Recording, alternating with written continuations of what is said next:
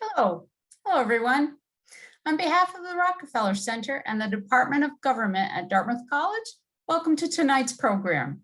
We are pleased to welcome home 3 Dartmouth alums who will be discussing careers in social and racial justice.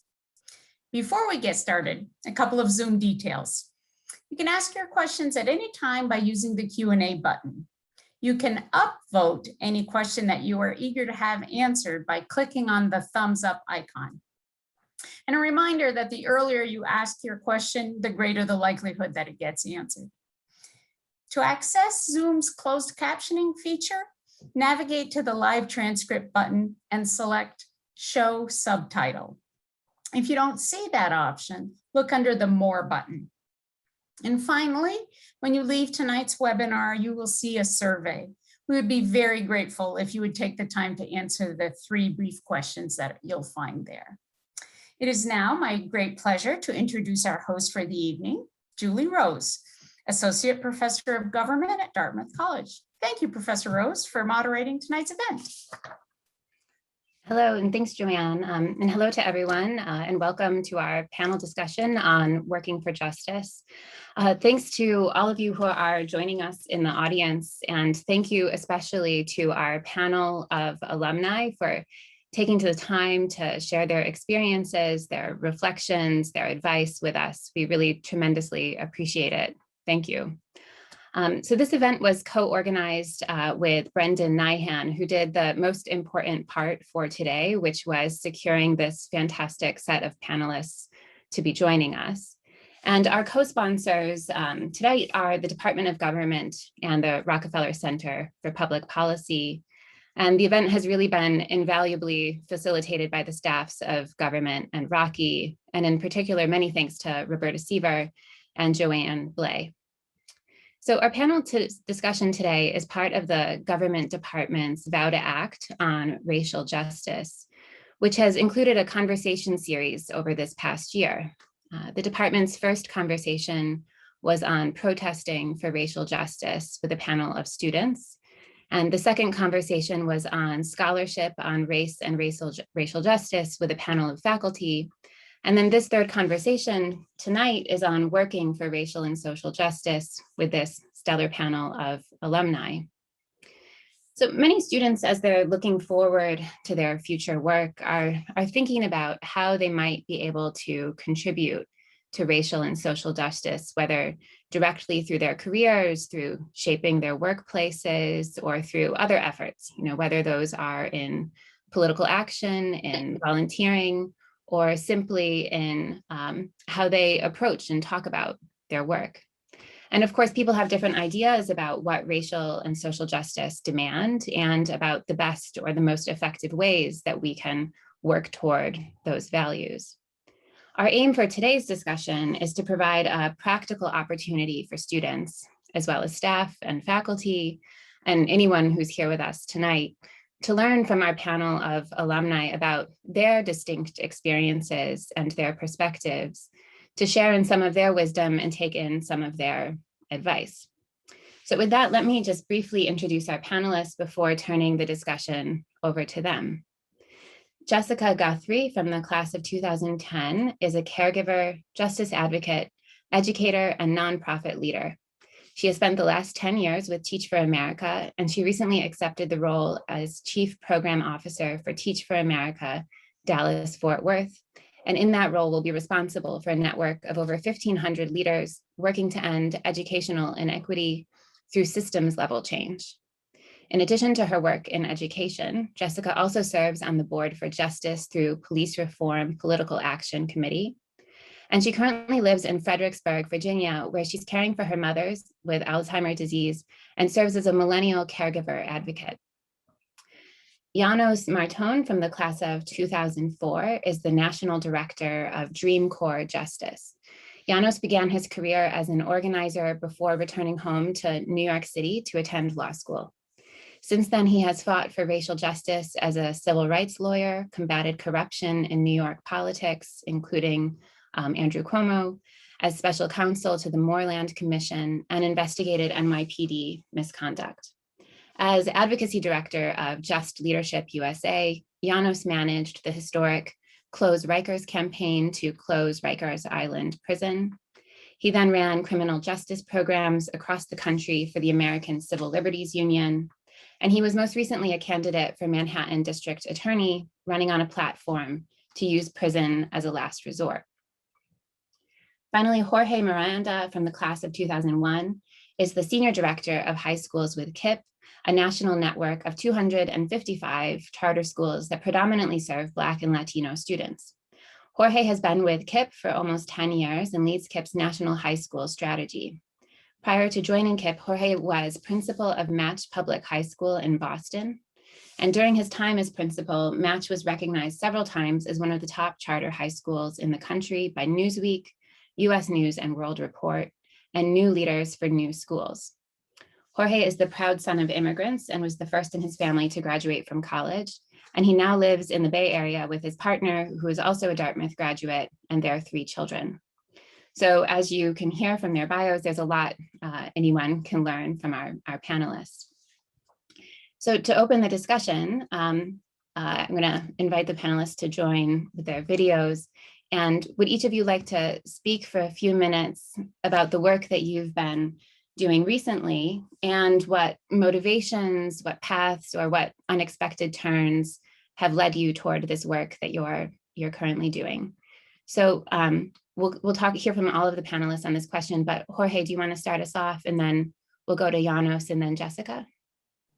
Thanks. Sure, yeah, happy to.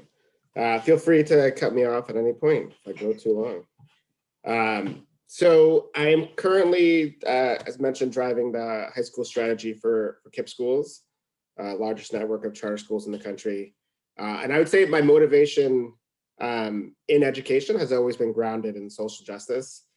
Some people go into education because they love kids, working with kids. Some go in because they want to pursue the craft of teaching, and teaching is always a passion.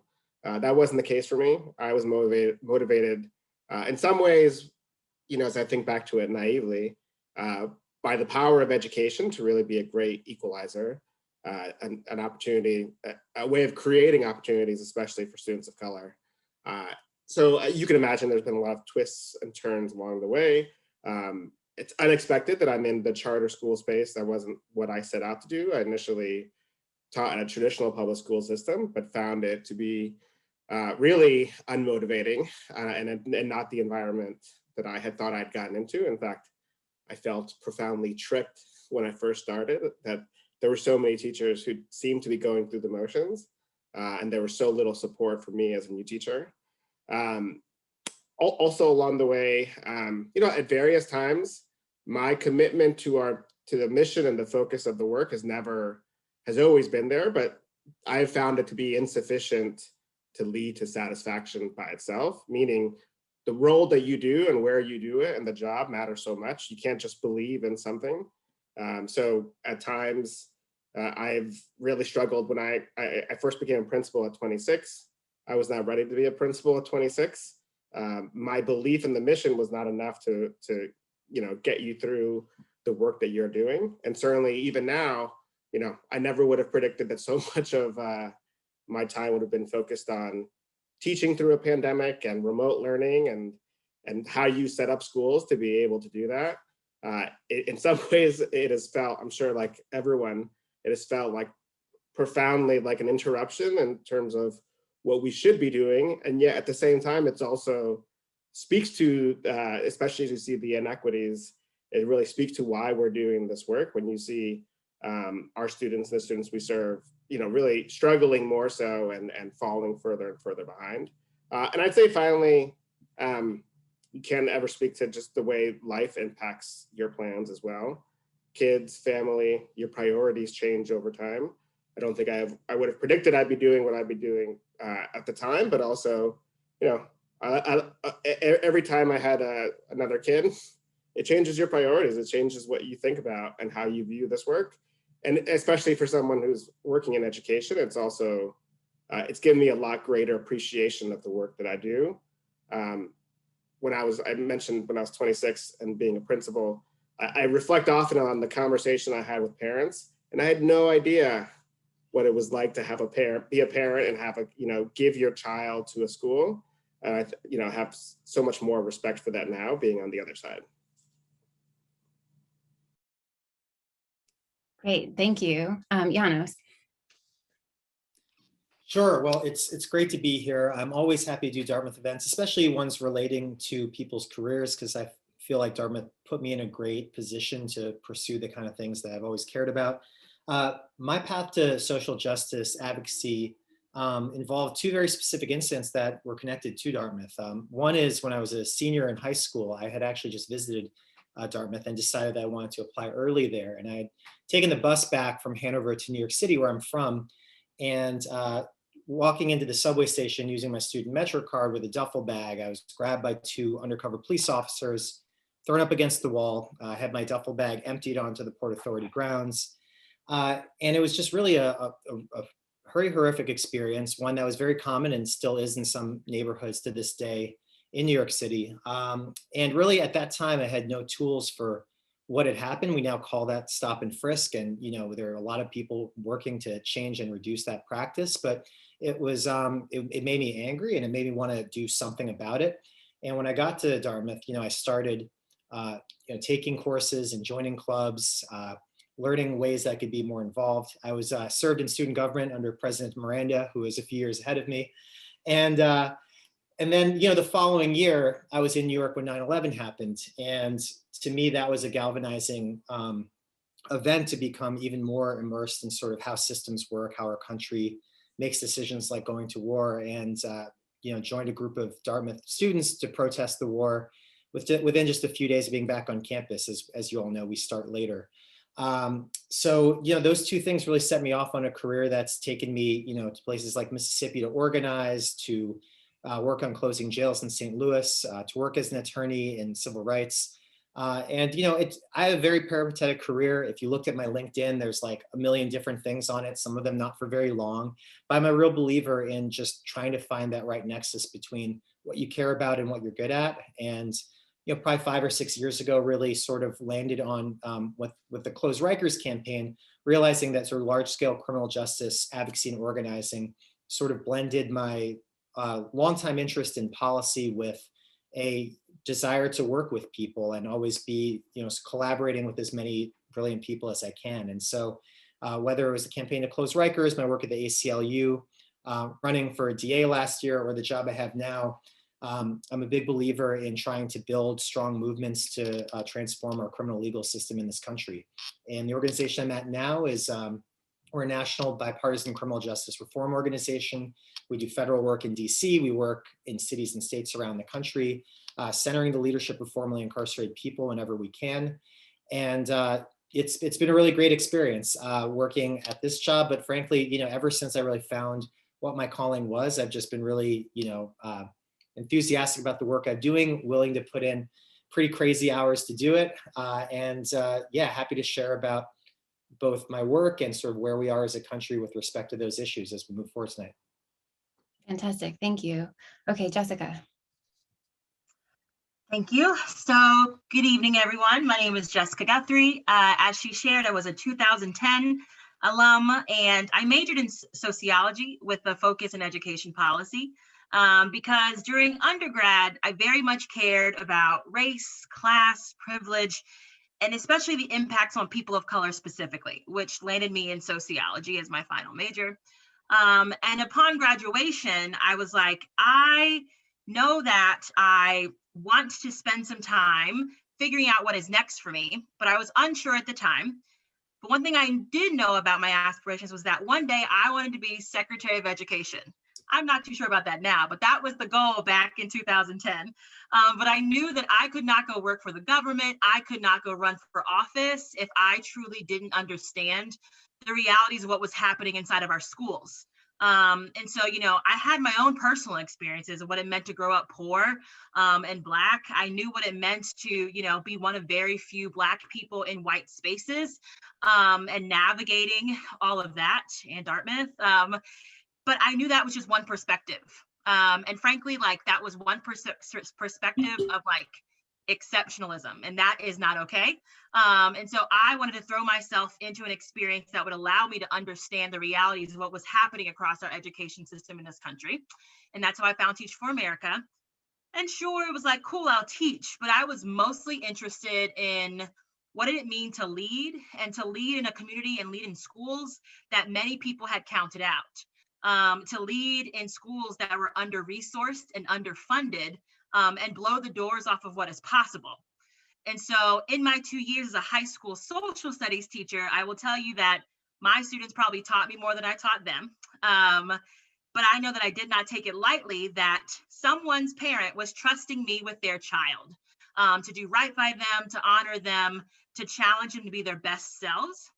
And, at that time I was 23 years old, teaching students that were between the ages of 16 and 25. And so, I was faking it till I was making it for a long time. But my time in the classroom very much affirmed things that I knew already, but I began to see it scale. And that was the fact that Black and Brown students are brilliant. And what they needed was the opportunity to shine and the conditions to showcase their brilliance. And frankly, I taught in an alternative school. So by this point, we really saw the system, the education system, in my case in Dallas County, had failed my kids. They had let them down. They gave up on them. They didn't hold the space for their unique learning needs. The system itself was not ensuring that they had responsive, relevant environment to be in. But when you create this space and actually listen to kids and what they're capable of, oh my goodness, they'll blow you away. And so I learned during my time in the classroom, one, that I'm just one person. I am not going to solve this education inequity crisis by myself. But I learned the power of community and working across lines of difference and working across systems to shift policies and practices to ensure greater outcomes for kids. So we fast forward outside of the classroom into joining Teach for America. So I've been at TFA for almost 10 years now, because I knew that I wanted to have a greater impact beyond the classroom. I saw how the system of inequity was playing out for my students in my specific walls of my classroom, but I wanted to see what would it look like for us to make changes across a district, across multiple schools. And that's when I joined staff as a teacher coach to think about ways to develop the habits, the leadership skills, the mindsets it would take to really shift the status quo of what was happening in our schools. And so we fast forward to today, 2021, still at Teach for America, because there's still work to be done. Dallas County has the third highest child poverty rate in the country. Students are still not graduating college ready. And our schools, while there is significant improvement, are still not serving all kids, right? And so my charge right now, and the work that I'm still focused on that matters so much to me, is how are we thinking about our value add in the education landscape, but also how are we developing anti-racist leaders to ensure that we're developing anti-racist teachers to create equitable classrooms for all kids. And so that's a little bit about my journey. Wonderful. Thank you so much. This has all been really helpful and illuminating to hear. So just to start us off, so one of the things that students or anyone might be considering is what kinds of organization they want to join when they graduate, or whether or not for their work or for volunteering or down the road, as Jessica does, serving on a board. And so when deciding about what organizations to join and become a part of, what kinds of things should students or anyone really be looking for and asking about? So do you have any advice about how to assess at this prospective stage an organization's goals, its culture, and how it treats people? Jessica, do you want to start us off on that one? Sure. My initial thoughts to the question are, one, is the organization or whatever you're interested in mission aligned? Meaning, does it align to the values that you care about, right? If you do not see yourself being able to show up as your most authentic and best self, that is potentially not the place for you. So one, mission aligned, especially to your core values. I think the second is just thinking about for yourself, or even just for myself, what are the opportunities to grow and develop and be developed? What are the ways in which I can, click into and engage in community to be around others that will grow and develop me? And what does that look like in that organization? And I think the third is just like, what is the level of impact? What is the org? Is the org really great on paper, an amazing website, but like level of impact on said community is null and void? I think that really matters. Like, what's the short-term impact? What's the vision for long-term impact? Those are the top three things I would say to kick off this convo. Great, thank you. Jorge or Janos, do you want to add anything on that? I think Jessica, I think covered, a lot of the areas. And so I would just maybe on a couple of those click down further, but I think the three categories she mentioned really resonate. I would say to try to talk to as many people in the organization at various levels as well, just to hear how do they talk about the organization, how do they see it. You may not get the same description from someone who is senior versus someone who has just been there. So I think opportunities to speak to people in the organization. And then in terms of the communities they serve, I would say I look closely at how they talk about those communities. Because I think in this work, you sometimes get, and I reflect even on my past, it's sometimes unhelpful the way we talk about the communities in terms of that they need help, that they need like support from outside. I think even in things like what is said about in newspaper articles and how it's described, like you pick up a lot of like what is unsaid about an organization and how they view the community. And so I would think, especially in this work, like I think that the tendency towards saviorism, I think is pretty high, and I think goes to the mission alignment that Jessica spoke to as being really important. Yeah, I think I co-sign everything Jessica and Jorge said. I think three quick things. One is just on geography. I think, if there is an opportunity that arises somewhere that is a little bit outside your comfort zone, somewhere not close to maybe where you grew up, after college is a great opportunity to do that, because as you get older and have a family, and it's just like those kinds of decisions are harder. And so, I don't think at this stage of my life, I would have taken a flyer to go down to Mississippi for a year, but it was one of the most impactful years of my life. So that's one thing. Number two is I'm a strong advocate for not going straight from college to law school. I know that's not quite your question, Julie, but I feel very strongly that people, whatever grad school you're considering, but especially law school, there's just so many interesting things you can do right out of college that are sort of closed off as normal professional trajectories once you're in law school and have your law degree. And it's a question that I know a lot of people come up. You can take your LSAT while you're a senior, but just take your time in making that decision to go down that particular path. Thank you. Jessica, Jorge, Janos, that was all very helpful. And also, yes, please do throw in advice on any topic, on any question. It's all helpful. So just to follow up on that question, of course, once one joins an organization, you don't need to accept its work practices or its culture as fixed in place. Although, of course, there's also limits to how much any individual can do. But do you have any perspectives to share about how any of us can move workplaces and our culture with respect to work more generally toward greater racial and social justice? I'll start with Janos, just because you've worked at several different organizations, so you might have some perspective on that before Jorge and Jessica, because you've been longer with single organizations, a different perspective. Thanks. Yeah, sure.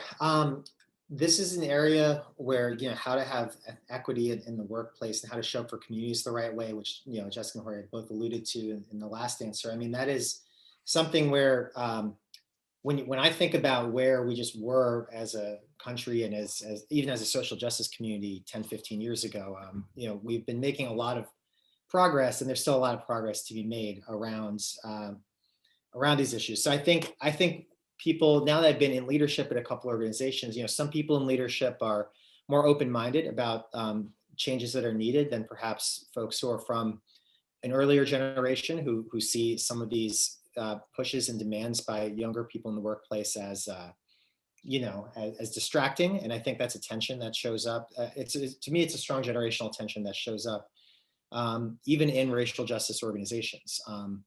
And so I think the best way to sort of address that is to just be in solidarity with your coworkers and the communities that you're looking to serve. But also just sort of making sure, this goes back to sort of finding the right organization. If you have a director or manager who you really trust, I mean, these are conversations that I think most people are open to having, rather than getting called out for them first. I mean, now that I've been in management for a little while, that is my preferred approach to these kinds of things. And I think that sometimes people who are less experienced in the workplace, don't recognize how much progress they can make with a conversation.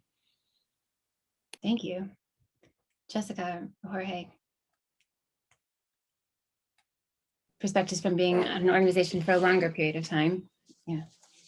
Yeah, and this is kind of adding to the previous conversation as well, is as I mentioned, I started off in I think a culture and environment that was not great for me, that was not motivating, but that's also a learning experience as well. So even if you can't, and this was obviously it's a difficult environment to change, but I think to not necessarily be dismissive, like I think to kind of put on like wanting to be curious and wanting to learn more, like even environments that are not great, understanding how places get that way it can actually be really helpful in terms of like understanding like what leads to this and like why is it that things are this way. And so I don't think it necessarily, certainly it may not be long-term the place for you, but if you know you're going to be there for X amount of time, I think realize that there could be something that you learn from that experience as well.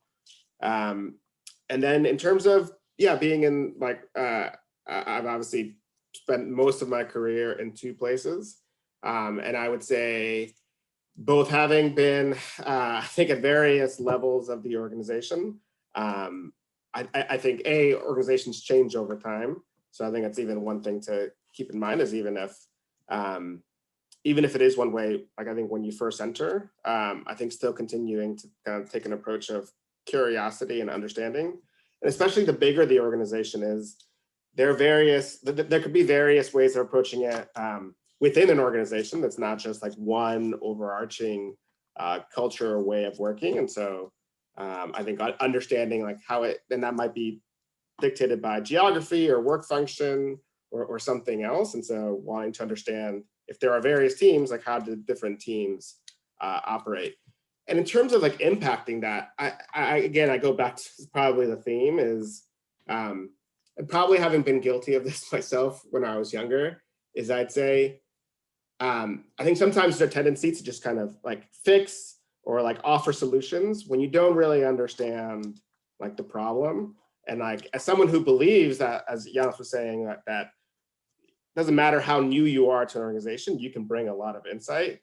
I think that still comes with responsibility to understand the organization and really like don't assume that just because you are seeing something that others haven't seen it as well. And so finding that balance between, it doesn't mean you can't say, you can't or shouldn't say something, but making sure that you are seeking to learn as much as possible, not just being someone who comes in and offers solutions.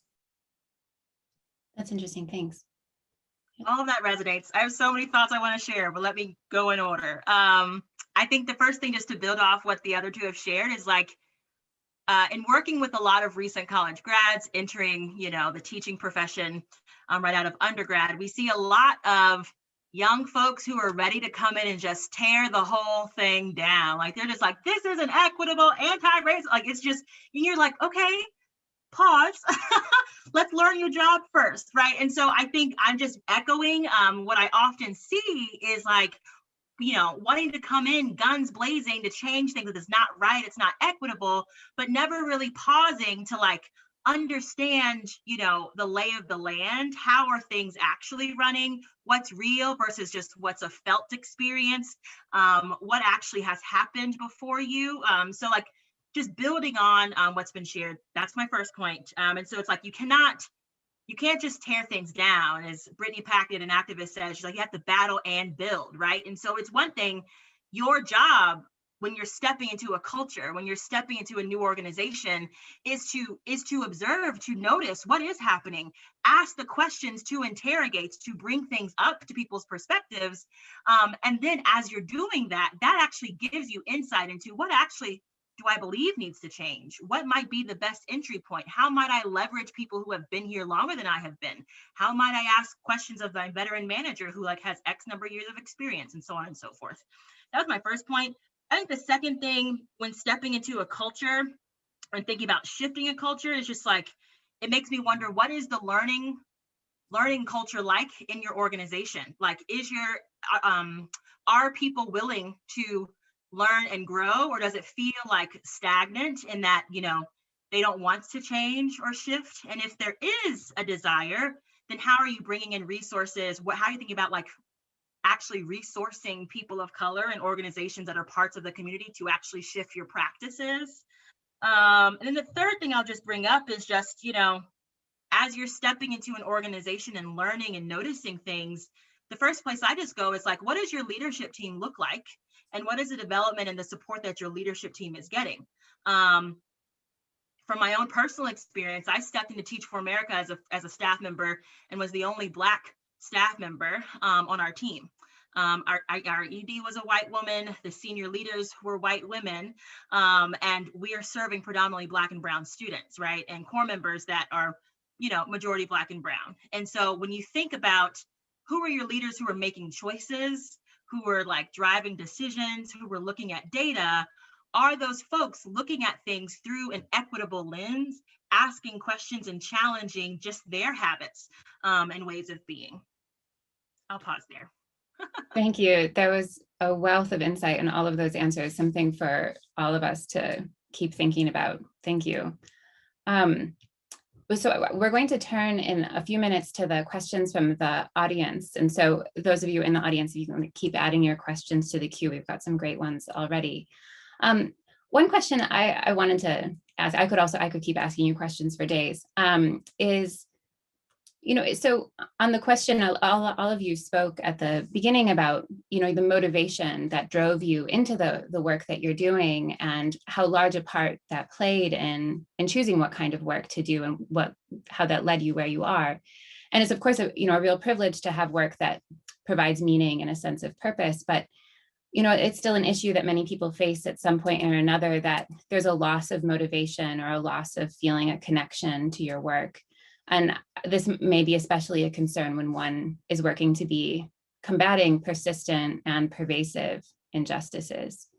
So do you have any perspective or tips to share about what kind of attitude to maintain toward your work, or an overarching philosophy that you find sustains you through those moments when you have wavering motivation? Jorge, do you want to take that one? Sure, happy to get us started. Yeah, that resonated. I mean, as I mentioned up front, I was so mission oriented that I didn't even give a thought to what is the work that I'm doing in this education, like seeing education as social justice, like what am I actually best suited at? And so there are definitely times when, I find myself, even as a principal, after several years, like I found that the way I had constructed the role, I felt like I was doing a lot on spending my time mostly counseling students, negotiating through conflict between teachers and students and mediating between other students. And I didn't find that was actually what I most enjoyed. And I felt like there were a lot of other things that I think kind of would have fit my skill set. So part of it is just knowing what it is that you enjoy. I think Janos said something about like that conversion between like what you're good at and like how you can contribute, and realizing that you may be in like the right role or quote unquote the right role, but realize that it's actually not. Like it may be something that interests you at one point. So I think that's an ongoing, like, what are you good at? How can you most contribute?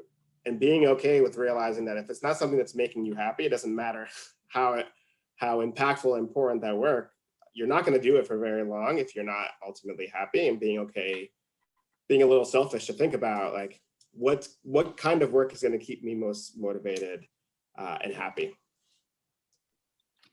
Thank you. I'll jump in just to piggyback off that intersection, because I think to answer your question, Julie, like I could go to the sort of burnout question that happens later in the career, but I think probably like more germane for folks who are listening is how to get into that rhythm early in your career, because there are definitely some jobs early in my career that were not what I wanted to be doing, and I think even coming from Dartmouth, it's hard to find that paying job in a place you want to be that is doing the work you want to do. And I think for me specifically, when I start off my legal career, it's not like civil rights lawyer is not a job for most people straight out of law school. So I was doing work and really questioning like the path. I'm like, I spent all this time in law school. I don't even like the legal work I'm doing. I'm actually not that great at it compared to other things. There's a lot of attention to detail, which is not really my thing.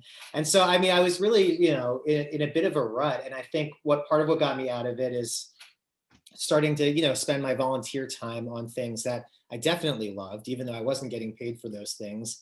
And then, starting to write and publish, articles about things that were sort of at the intersection of things I knew about and liked. And it was actually something I wrote that got me a job offer at this anti-corruption commission. And from there, things just started to click for me professionally. So I would say, if you can't find that dream job straight out of Dartmouth, which is very likely for a lot of folks, try to find other ways to be attached to the things you care about. It's really helpful. You got to really want to be a teacher, and you got to really want to work in like a low-income community to say, I'm a graduate from Dartmouth and make $52,000 a year. When you see your friends who are like, I'm about to go into consulting and high banking, and you're just like, okay. But the mission, the vision for where I saw myself mattered more than, my initial paycheck out the gate. I'm calling that out, and I'm saying that because, especially in the field of education, just doing justice work in nonprofit land, right? Like there's often this tension of like, do I take perceivingly a lower paying job to follow a passion, or do I quote unquote, sell my soul to do something I don't really care about? I'm not saying anyone has sold their soul. That's just a phrase, right? But I do think that it is worth taking the step into like, what is the thing that is waking you up and like firing you up in the morning? And it's worth doing that to make sure that's the thing you want to be doing. And if it's not, like, it's also okay to change. It's okay to switch careers. Like, no one is saying you need to stay in things for a long period of time. That's my first piece of advice. I think the second thing I do want to call out in terms of connecting to my motivations is that the grind or the hustle only gets you so far. And at some point, even, in my like first and second year of teaching, you reach a burnout phase. Like, caregiver fatigue or justice fatigue is real when you care so much and you feel like you're operating, not that I'm saying this is right, but you feel like you're operating on an island, right? And so I think like that motivation only gets you so far. And so what I would say is balancing both, what am I inspired by? What do I care about? What wakes me up to like still be excited to solve? And how am I going to take care of myself in the midst of doing that? Because me not prioritizing Jessica or creating spaces for me to be whole and well actually doesn't allow me to show up for my kids, my community, my staff members, right? Then the second thing I would just say, or maybe it's the third, I forgot my numbers, but like, am I operating from a place of strength? And if at some point you're like, am I using my strengths? That's a chance to reevaluate, like, it might be time for me to move on to something else. Because if you can't wake up and say, I am truly living and operating in my strengths, then you might want to think about, is this a place where you are growing and being challenged? So yeah, that's what I would say. Thanks, Jessica. And there's so much in what you just said that I would want to keep asking you about caregiving and about trade-offs and about making shifts over time. But I also want to make sure that we get the questions in from the audience so we can weave some of these things together. So first up, Brendan asks, what do you wish you had known when you were at Dartmouth and thinking about your future career? I'm just going to piggyback on that question to add, for those of us faculty and staff who are shaping the institution, do you have any advice for things you'd want to see Dartmouth do differently in educating students?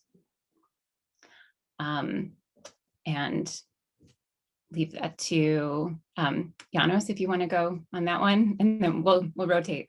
Sure.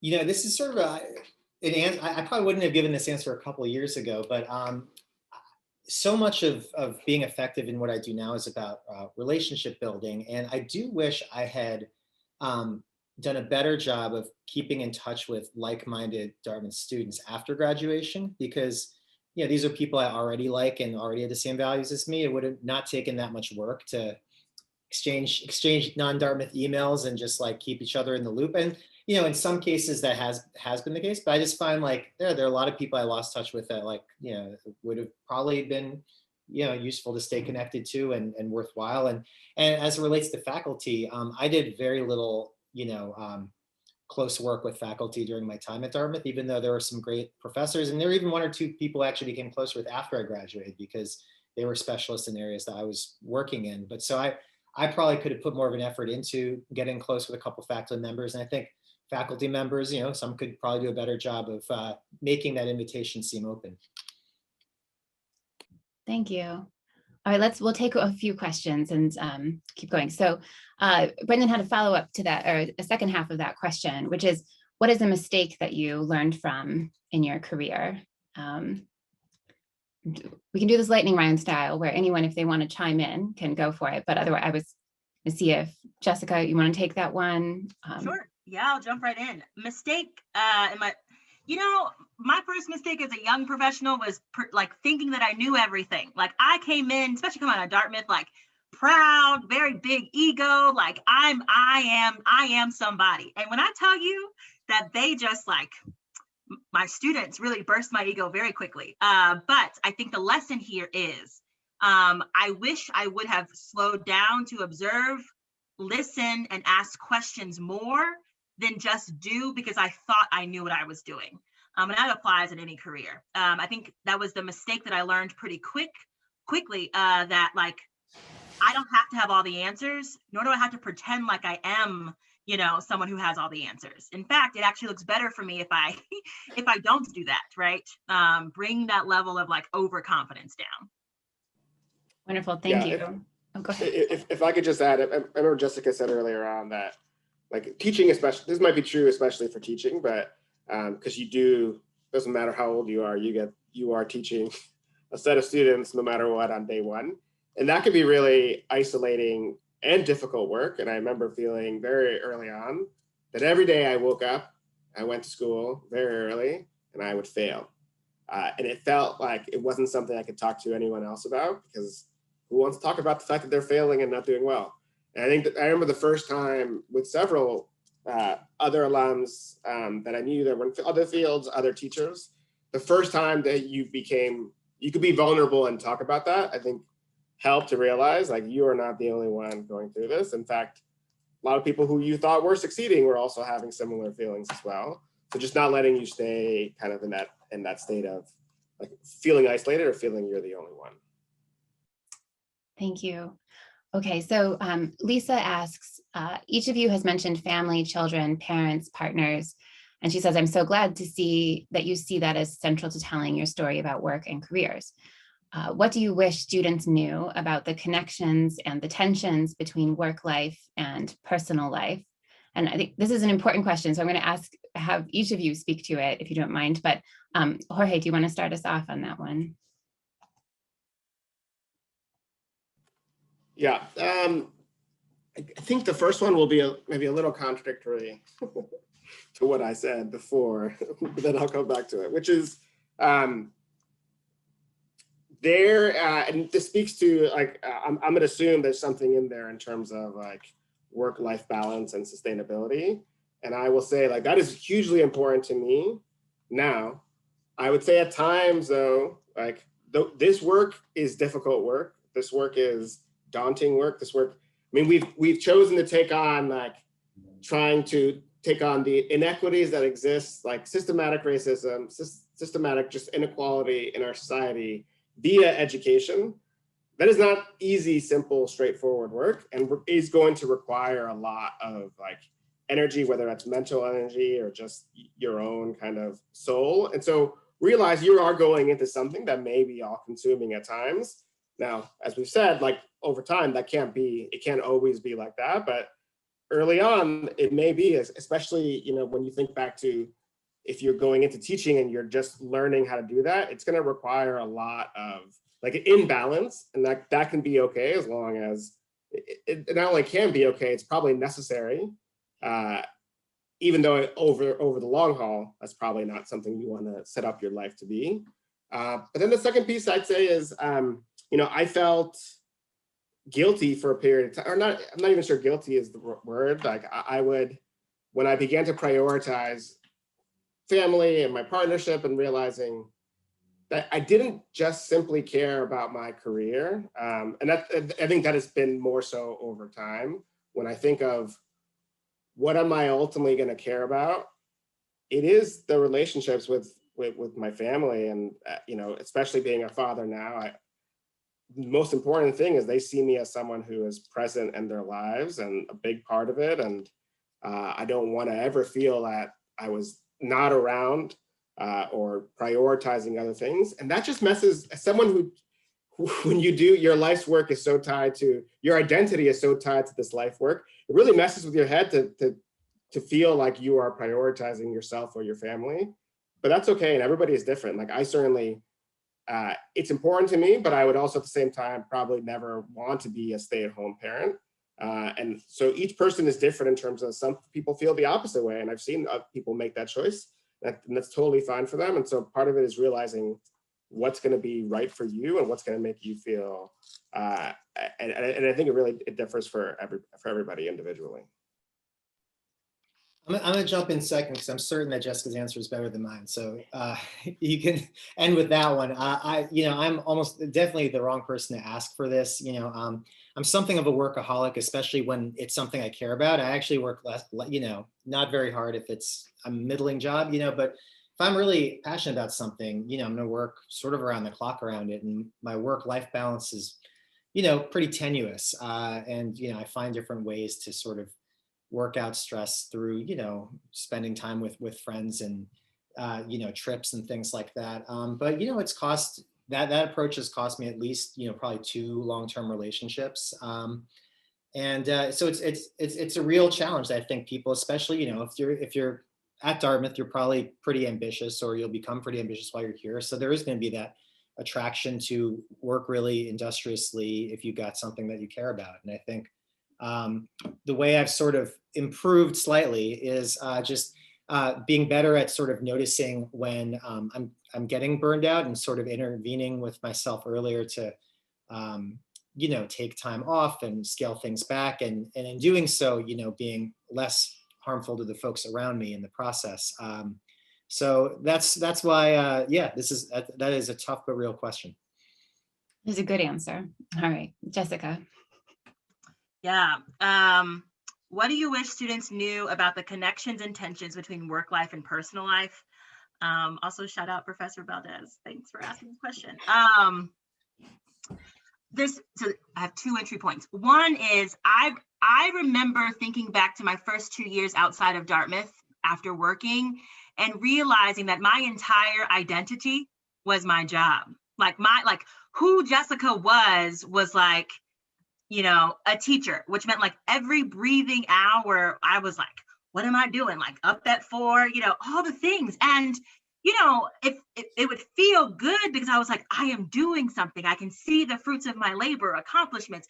But then when people would ask, like, so what else are you doing? Or like, what else matters to you? And like all my responses would be about like my kids in my classroom. I was like, wait, but who is Jessica? Right. So I share that to say that I'm not saying don't work hard, like bust your butt, be really good, get results. That matters. And your sole identity of who you are should not be solely wrapped up in your job, because ultimately you could get sick tomorrow. They're going to replace you anyway. And you hear it, but it really hits home for me now because my mom was diagnosed with early onset Alzheimer's about 6 years ago. And so I became a caregiver at like 26 years old. And I had to figure out like who was Jessica now in this work, as well as some who was responsible for another human being. And everything shifts then. And you're just like, but like, what do I care about? What do I need? How am I sustaining myself? And so I say all that to say, they're not actually separate. Like, get rid of the myth of like work-life balance. Like, you are a whole human being, and the way you show up in your work life is like a key component to who you are as like, you know, Jessica. I think the second thing here though is like also thinking about what are the things that I want to be able to say about myself and like the impact that I'm having beyond the title that I hold or the salary that I'm getting. Because that is what's going to carry you through, you know, the hard times and like where else you want to go beyond your job. That's my initial advice.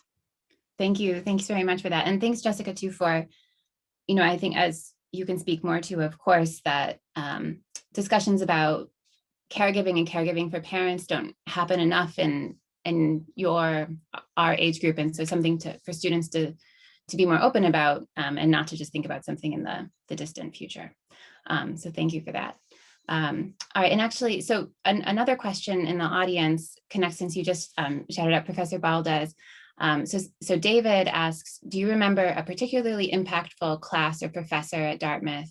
How did that impact your career? And how about Jessica, do you want to start us off on that one? That might actually be our time for our last question, so we can end on that one. And if you have any other final thoughts or advice you'd want to pass along, that'd be terrific. So Jessica, you want to start us? Yeah, you know, I'm not going to call it a specific class or professor, and I did not get paid to say this, but when I tell you the Rockefeller Center was literally game changing in who I became as a professional, I mean it. Everything from, you know, the extracurricular programming to Rocky Leadership Fellows to the Public Policy Research Shop to, you know, engaging with Professor Scheiko, Dr. Samwick, Sadhna, right? Like balancing both the real world application of whatever we were learning and also forcing me to step outside of like, who was Jessica in this Dartmouth bubble, but like, who did I want to be as a leader? What did it mean to network? What did it mean to like think about my vision for how I wanted to show up? What did it mean to actually think about how I wanted to lead beyond this place? And so I'm calling out and naming just the impact of leveraging Rocky programs, Rocky events to help expand my worldview and perspective of what was possible beyond my time as an undergrad. And that would be my advice to close this out too, is just like, as an undergrad right now, take advantage of all the free stuff that's coming to you, right? Develop your leadership now while things are free. People pay thousands of dollars for executive coaches and, you know, networking events. Use the resources and the access now to be curious to see something beyond what you think is possible for yourself. Great. Now, I'll also note that Jason Barabas, the director of Rocky, has made a note in the chat about Jessica Guthrie for president. So we've got one vote. Okay. Jorge, do you want to take that one? Sure, Jessica, you're skipping Secretary of Education, going straight to president. Well done, well done. Yeah, I'll give a two-part answer. One, so specifically, I was an education minor, and the ed classes, I think one in particular, which I'm not sure is around anymore, Ed 20, Contemporary Issues in Education, it was the first time that I saw education as like understood beyond just my own education, just kind of the field of education. Really turned me on to the idea of pursuing a career in social justice, but grounded in education. That for sure, I think academic wise was my number one. Number two, and Janos outed me as someone involved in student government earlier, but I would say, you know, the extracurriculars, as Janos said, in life are important. But all the things I did outside the classroom, I think helped to shape me as a leader, and not thinking that you need to wait until you are out of Dartmouth to have a real impact. So everything we're saying is still true now. Like, first of all, you were only there for 4 years, so learn about the history.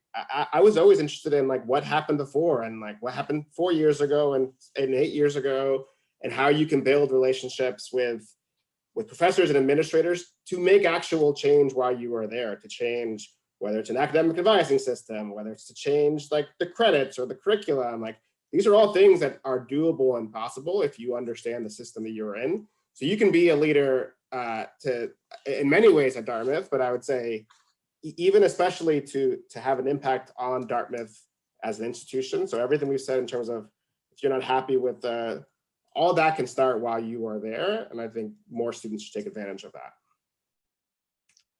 Thank you. Yeah, absolutely. Yeah, starting the academics first, yeah, I was a history major, and it was a great department while I was there. I loved a lot of my professors, and some of them are still there today. Also, yeah, Rocky. I mean, I was there for a Democratic presidential primary, which happens quite a bit, and that was a circus that I learned all kinds of things from politics there that you hardly get anywhere in the country other than Iowa and New Hampshire. So those are both great.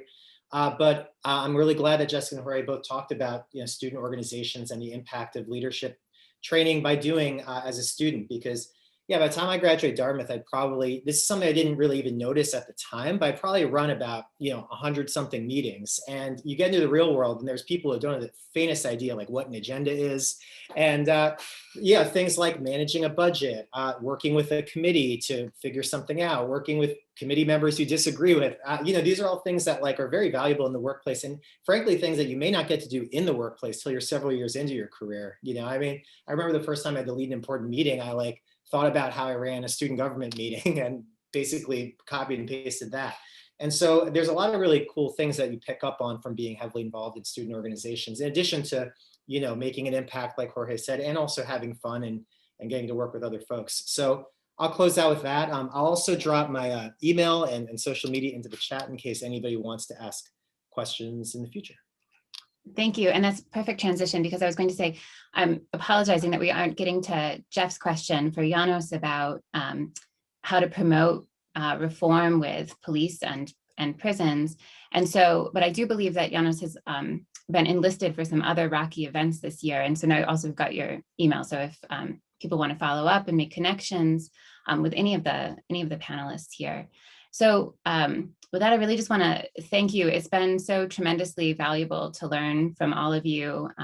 Thanks for sharing your experiences, your advice. Thanks for being part of an all-J panel here, Jessica, Jorge, and Janos. And most importantly, really thank you for all of the work that you're doing every day. So thank you. It's really been a pleasure and an honor. Thanks. Thanks. Take care. Wow, thank you all. That was a terrific panel, and not just because Rocky got multiple shout outs. It was, and I want to tell you all, I've worked a lot longer than any of you have, and I think the advice you gave was spot on, and I'm sure you've inspired all the students in the audience, and I'm sure you've made all your former professors who are in the audience very proud of you. So thank you all for being here, and Professor Rose, thank you so much for guiding us. You asked great questions. It was a really inspiring and fun event. So thank you all. And I just want to mention that Wednesday night, the Rockefeller Center will be hosting the New Hampshire Superior Court Chief Justice Tina Netto, who will discuss her experience with drug court. And this event will be hosted by Professor Scheiko. So thank you for being here tonight, and we hope to see you next Wednesday.